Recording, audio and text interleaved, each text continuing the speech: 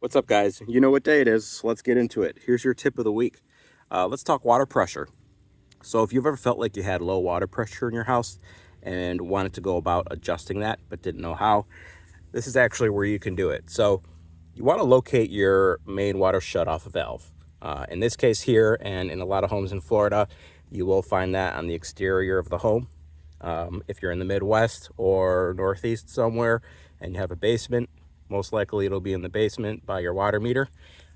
But you want to locate your main water shutoff valve. Just before that, between the valve and the water meter, you will find a unit like this here, which is called a water pressure regulator.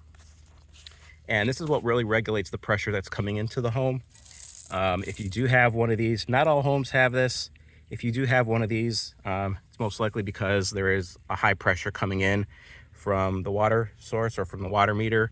Usually you see it around 80 psi coming in, so they'll need one of these regulators to regulate that pressure. A good pressure coming into the home, I usually recommend between 45 to 55 psi. If you want to take it up to 60, that's fine. I wouldn't go beyond that though.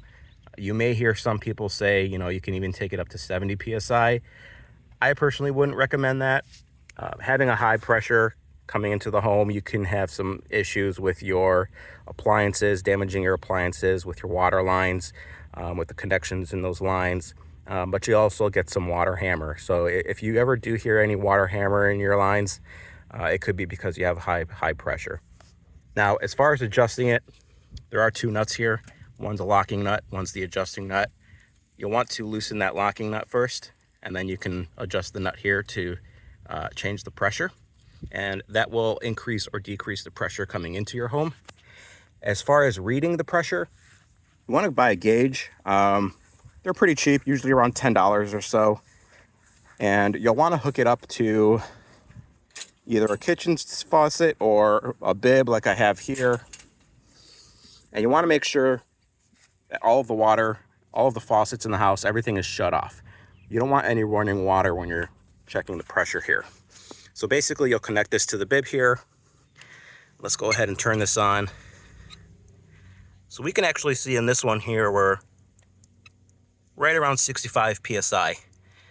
So that for me is a little high. I'm actually gonna recommend this one gets turned down a bit, maybe about 5 psi, or I'm sorry, 10 psi or so. But again, you can go ahead and adjust that regulator, come back to the pressure gauge here, take a look, and that's how you adjust it. So again, some homes don't have those water pressure regulators.